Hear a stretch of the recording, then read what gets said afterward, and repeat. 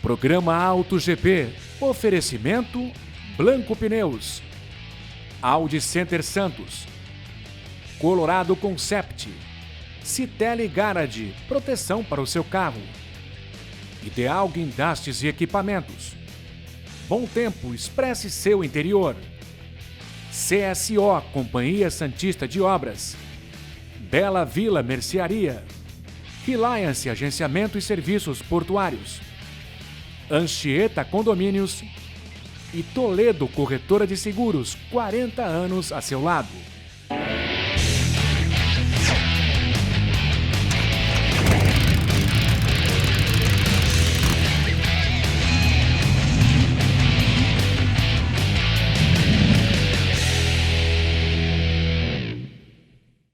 Olá, tudo bem?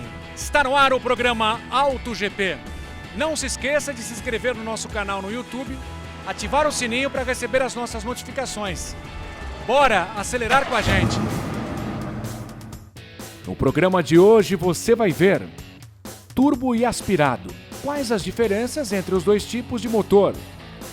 O motor aspirado ele trabalha com aspiração natural, então o ar que o motor suga, e o parte de turbo ele joga o ar mais ar lá para dentro. Carros de luxo e gambiarras com humor. Com mais de 3 milhões e 400 mil seguidores, Estevan Gaipo conta como nasceu o quadro Auto Pobre.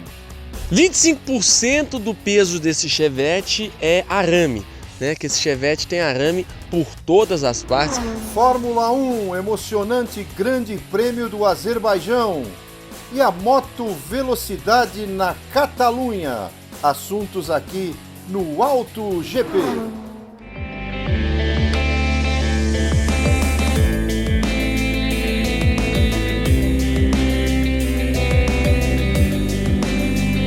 Modelo, cor, acabamento interno, desempenho, consumo de combustível.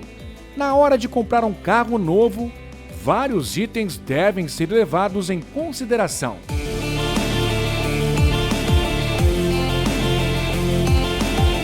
O motor é um importante componente do veículo. Nas últimas décadas, os motores evoluíram bastante em nome da eficiência energética para reduzir o consumo de combustível e a emissão de poluentes. Basicamente, começando lá de trás, a parte de injeção que saiu do carburador antigo para a parte de injeção eletrônica, também a parte de downsize, que agora se fala bastante, que é a diminuição do tamanho do motor e você consegue trabalhar aí com mais potência, com a parte dos motores sobrealimentados por turbocompressor, né, os motores turbo.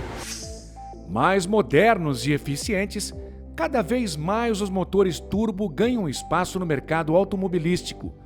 O Auto GP vai mostrar as diferenças com o motor aspirado convencional. Nesse tipo de motorização, o ar chega aos cilindros pela pressão atmosférica. Já o turbo aproveita o fluxo de gases do escapamento do veículo. Basicamente, a diferença que a gente pode frisar é a parte do turbo. O motor aspirado ele trabalha com aspiração natural, então o ar que o motor suga, e o parte de turbo ele joga o ar mais ar lá para dentro. Existe o turbo, ele vai colocar mais ar para dentro do motor. O motor turbo oferece maior desempenho. A resposta do carro em baixas e médias rotações é melhor. No aspirado é preciso usar a mudança de marcha e a aceleração máxima para conseguir a potência total do motor. Se a gente for fazer uma comparação, a gente pode pegar hoje, por exemplo, um motor 1.0 turbo. Hoje, se a gente falar de um carro bem comum aí no mercado, que é o Up TSI, é um motor 1.0 turbo, 3 cilindros, e ele tem aí declarado pelo fabricante 105 cavalos. A gente pegar como, por exemplo, aquele Fiat Brava ali, ele é um motor 1.6 e ele tem 106 cavalos. Então ele é um motor 4 cilindros de maior tamanho com a mesma potência de um veículo 1.0 3 cilindros. E o consumo? Os fabricantes garantem que os carros com motor turbo são mais econômicos. Em velocidade máxima, claro, consomem mais combustível. Mas, em geral, o motor aspirado é mais beberrão. O motor turbo hoje, os motores atuais, eles tendem a consumir menos combustível, até pela questão de trabalhar com menor emissão de poluentes. Então eles são motores que acabam consumindo menos. Segundo Bruno Corrales, os cuidados com a manutenção devem ser os mesmos com os dois tipos de motores. A gente sempre indica que tenha o mesmo cuidado. Troca de óleo sempre no tempo certo, tanto por quilometragem ou por tempo de uso. Às vezes a pessoa roda pouco com o carro, então também tem que verificar o óleo no tempo que o fabricante determina. Filtro de ar, filtro de combustível, velas de ignição, são aquelas manutenções básicas que a gente sempre indica que seja feito.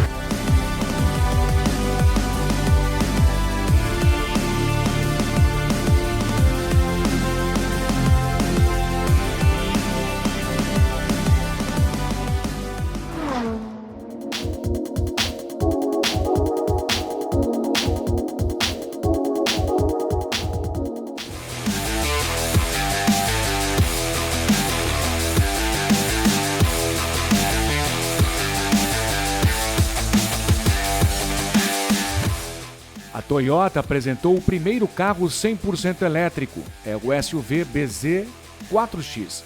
As duas primeiras letras significam além de zero e a unidade localmente livre de emissões.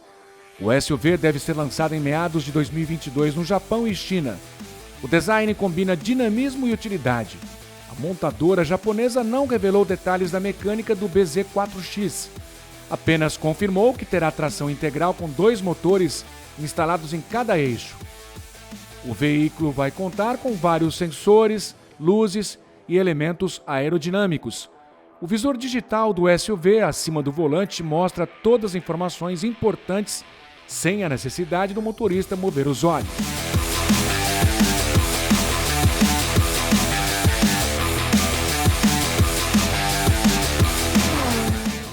O número de reservas do Tesla Cybertruck já passou de 1 milhão de unidades. É um dos veículos elétricos mais aguardados no mercado. A picape tem características de tanque de guerra e grande capacidade de carga. A lataria é quase blindada. A Tesla garante que o material é capaz de suportar disparos de pistola 9mm. O Cybertruck terá 3 versões, com 1, 2 ou 3 motores que entregam 816 cavalos de potência. O utilitário com 3 propulsores faz de 0 a 100 em apenas 2,9 segundos.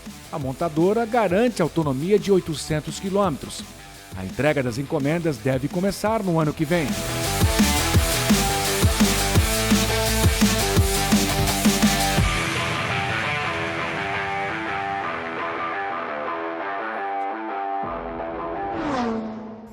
Daqui a pouco no Auto GP, emoção e pódio improvável no Grande Prêmio do Azerbaijão de Fórmula 1 e as informações da MotoGP. Até já!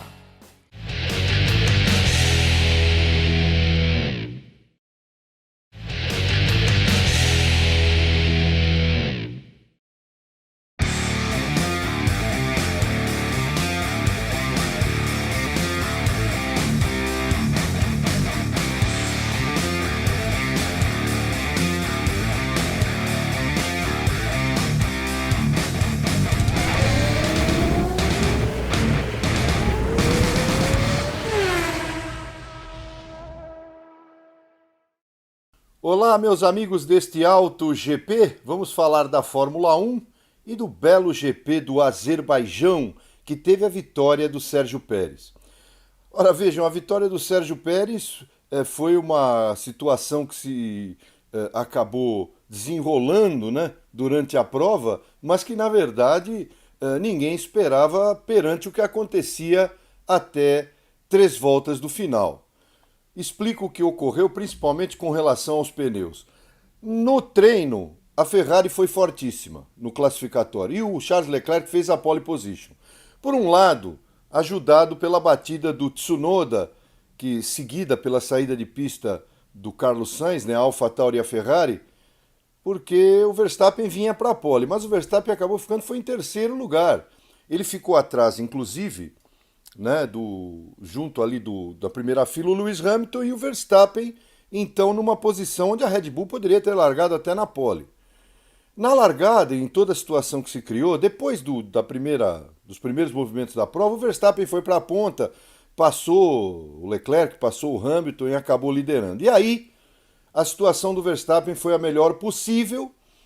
O pit stop dele trocando os pneus dos pneus macios usados no treino classificatório no Q2, os 10 primeiros de pneus macios, para os pneus duros, né? Ele usou essa troca e foi muito rápido, pit stop mais rápido, e o Verstappen saiu tranquilo na frente. Aí fez o Pérez a sua parada, o Hamilton também, e o Pérez saiu à frente do Lewis Hamilton. Então tudo resolvido, né? Verstappen tranquilo à frente, lá nas ruas de Baku, no Azerbaijão, o Pérez em segundo e o Hamilton em terceiro. Poderia acontecer uma briga, o Hamilton tentava chegar no Pérez. E ali para trás estava o excepcional, na última corrida, Sebastian Vettel da Aston Martin, enfim. Mas antes, na volta 31, bateu o Lance Stroll, o pneu traseiro esquerdo duro, o pneu furou. Um furo do pneu e o Stroll bateu na entrada da reta.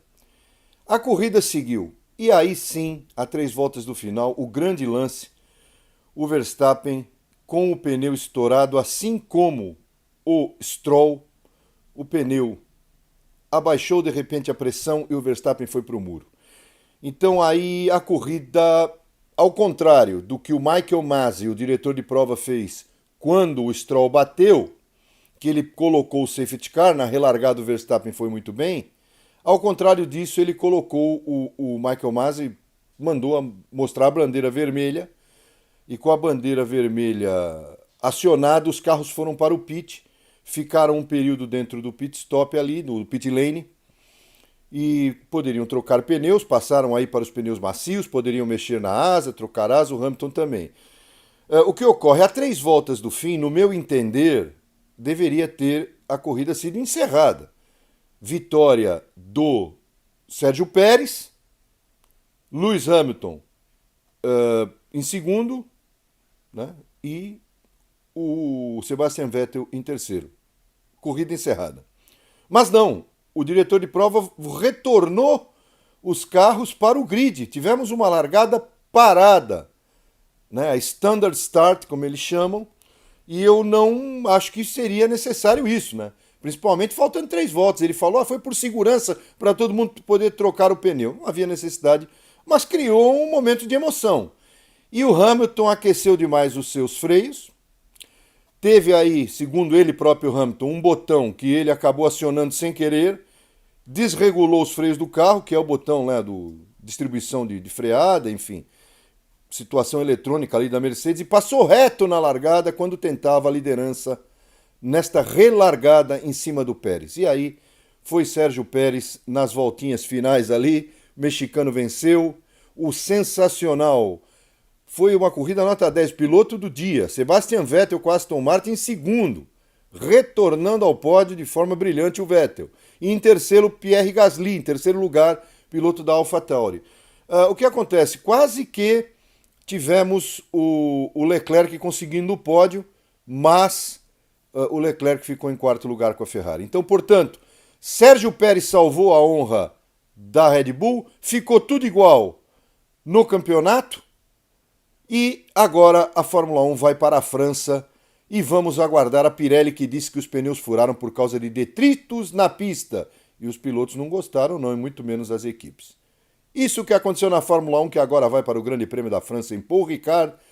E olha que a Mercedes tem chance de reverter esse quadro com o Hamilton.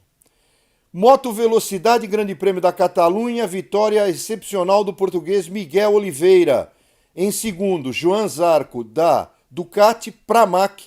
E em terceiro, a Ducati oficial de Jack Miller. Ora, o Fábio Quartararo, que teve o seu macacão aberto, e ele até agora não sabe por quê, mas foi punido por isso, jogou fora a proteção peitoral a poucas voltas do final, teve problemas de pneus, caiu lá para o quarto lugar com a penalização. Então foi uma corrida ruim para a Yamaha, ruim para o Quartararo, e o Quartararo acabou ficando apenas com o quarto lugar, numa vitória, repito, da KTM, uma vitória onde foi muito bem estudado o consumo de pneus pelo Miguel Oliveira, e a moto austríaca da KTM com o piloto português Oliveira aí uma grande vitória no Grande Prêmio da Catalunha. Agora a MotoGP vai para a Alemanha. E o Quartararo, em quarto lugar, continua líder do campeonato. Mas as duas Ducati atrás ali, né? O Joan Zarco em segundo e o Jacques Miller em terceiro, deram trabalho para o Oliveira, que provou que é um excepcional piloto português da KTM. Isso que aconteceu na Fórmula 1, isso que aconteceu na Moto Velocidade, e tem muito mais Auto GP por aqui. Eu volto no próximo programa. Até lá. Tchau. Depois do intervalo, o humor e o talento de Estevan Gaipo, criador do quadro Auto Pobre, que viralizou na internet.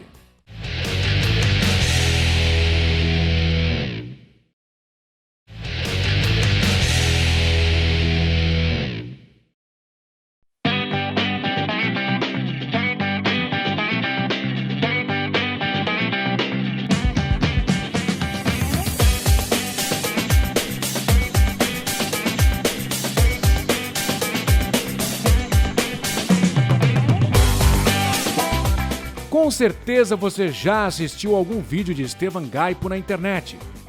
Se existe um carro no mundo que nasceu para sofrer, esse carro é o Chevette. As paródias do humorista sobre um programa automotivo da TV viralizaram. Cheio de gambiarra, de macete, o Pretinho tem mais truque que show de mágica. Como todo bom carro de trabalhador brasileiro, é mais fácil listar o que é que tem nele que funciona do que falar tudo que não funciona. Um dos canais das redes sociais do mineiro de 25 anos tem mais de 3.400.000 inscritos.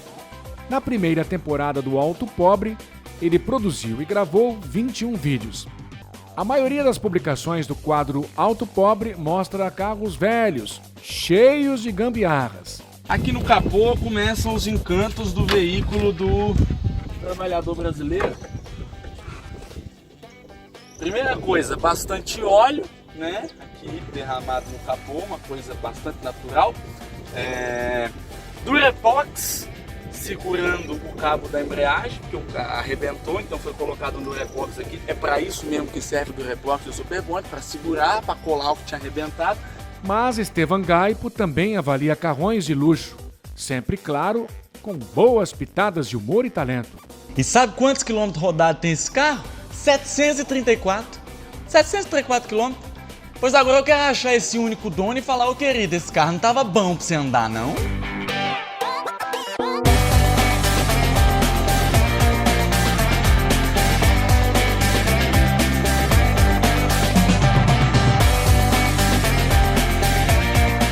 O Estevan mora em Belo Horizonte, a capital de Minas, e por videoconferência a gente vai bater um papo com ele. Beleza, Estevan? Tudo bem? Tudo bom, Carlos? Beleza, e você? Obrigado pela atenção e o carinho com a gente. Estevan, fala pra gente, como é que nasceu o Auto Pobre? Eu sou um grande apaixonado por televisão brasileira, é o meu entretenimento favorito. E eu comecei a brincar no meu canal do YouTube com alguns formatos que eu achava icônicos na TV, e eu comecei a fazer eles em versão baixa renda. E eu criei o Auto Pobre para brincar com os formatos de falar de carro. Inclusive o seu programa é um dos que eu decidi. Assim, é um dos que são parodiados, né, satirizados um pouco pelo Autopop, porque eu faço análise de veículos, só que só de veículos muito velhos, assim, veículos guerreiros. Então surgiu dessa ideia de querer brincar com o formato da TV que costuma mostrar Ferraris, Lamborghinis, BMWs, Porsche. Eu falei, vou analisar também. Só que Chevettes, Veronas, Unos, Escortes antigos e por aí vai. Antigo não, velho, que eu analiso mesmo são os velhos, né?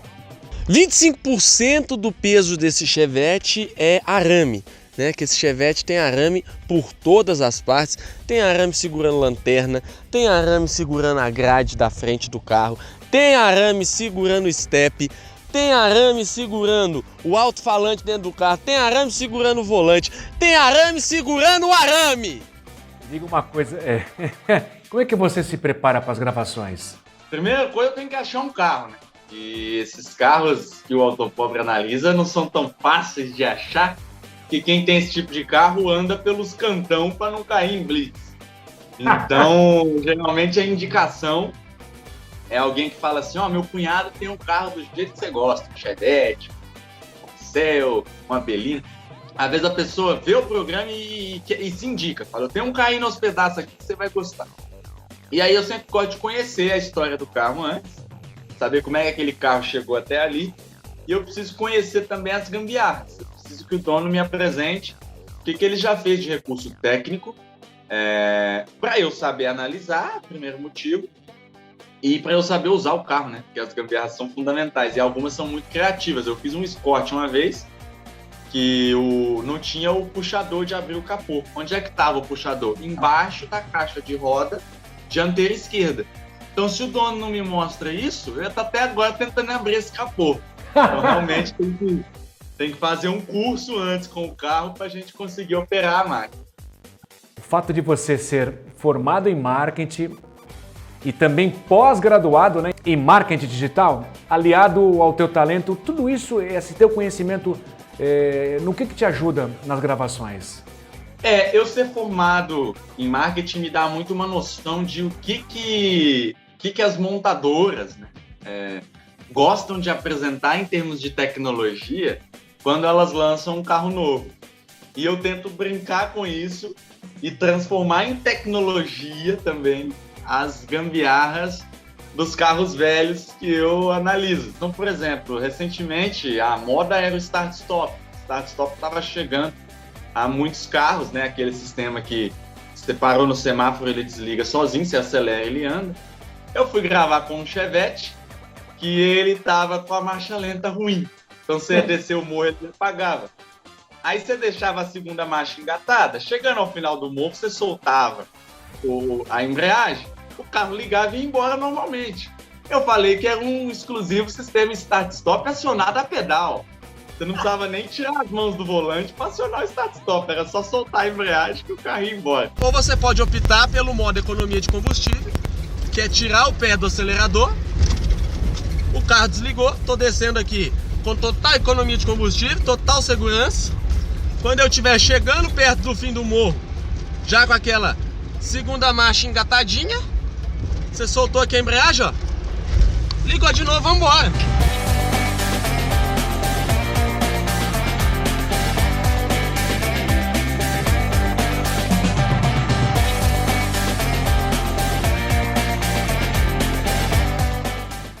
Só um dos canais tem mais de 3 milhões e 400 mil inscritos. Isso é um número que é mais do que a população aqui da Baixada Santista, para você ter uma ideia.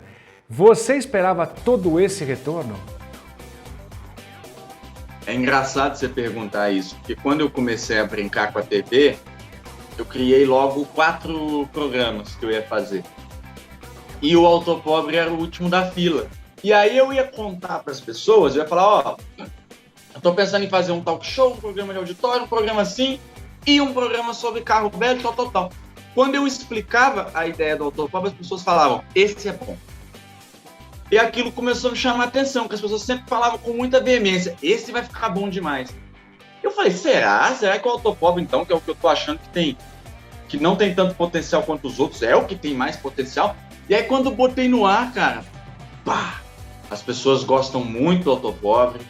Ele criou uma massa de pessoas que tem o hábito de assistir mesmo. Porque isso foi uma coisa que eu fiz, você perguntou do marketing. Na verdade, eu acho que o marketing me ajudou muito nisso. Quando eu fui escolher o horário que o Autopobre iria ao ar na internet, eu escolhi o domingo de manhã.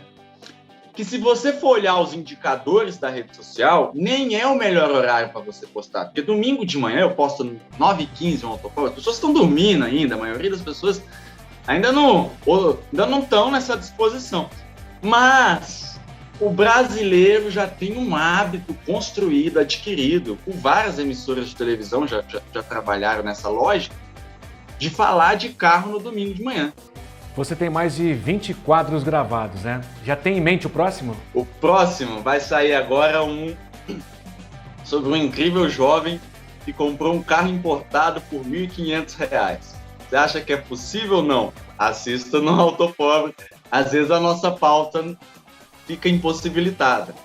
Na primeira temporada, eu gravei com um jovem que tem um Megane 98, não tá rodando. E você vê como é o azar das pessoas, né? Eu fui gravar, o Megane não tava rodando há um tempo. Eu falei, mas o pneu tá novo. Ele falou, porque eu montei os pneus, o carro andou 400 metros e parou o motor. E tava lá parado o Megane. Fizemos com o Megane parado, ficou um episódio muito divertido. E eu falei com ele, quando eu for rodar, eu vou voltar. E nós vamos fazer a reinauguração do Megane com tudo que a gente tem direito. O tempo foi passando. Eu comecei a gravar a segunda temporada, falei com ele, vamos fazer o Megane, vai ser um episódio de estreia, hein? Megane voltou. O Megane não ficou pronto para a estreia. Falei, não tem problema não. Vamos fazer lá pro terceiro episódio. Ele falou, não, tranquilo, só chegar agora a correia que eu encomendei, tá tranquilo. Botou a correia, falhou a bomba de combustível. Falou, então vamos esperar. Ó que botar a bomba a gente faz, vai ser o último da temporada. Resultado, o Megane não vem para a segunda temporada, ficou para a terceira. Existem 2 tipos de carro de pobre. O primeiro tipo é o carro que já é de pobre. O segundo tipo é o carro que, se você não se desfizer dele rápido, ele vai te deixar pobre. O problema é que se desfazer do carro é difícil, porque ninguém quer comprar. Aí o jeito é morrer abraçado com o carro mesmo e acabar falido. Então por isso que é difícil eu prometer pauta no Autopop, porque pode ser que o carro não ande no dia que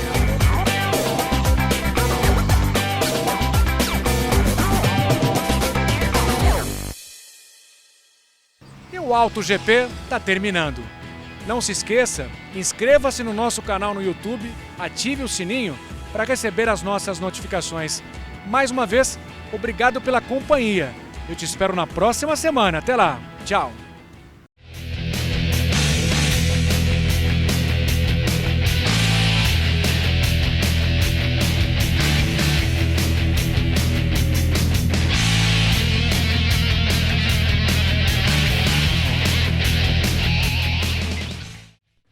Programa AutoGP. Oferecimento Blanco Pneus, Audi Center Santos, Colorado Concept, Citelli Garage, proteção para o seu carro, Ideal Guindastes e Equipamentos, Bom Tempo, expresse seu interior, CSO, Companhia Santista de Obras, Bela Vila Mercearia, Reliance Agenciamento e Serviços Portuários, Anchieta Condomínios e Toledo Corretora de Seguros, 40 anos a seu lado.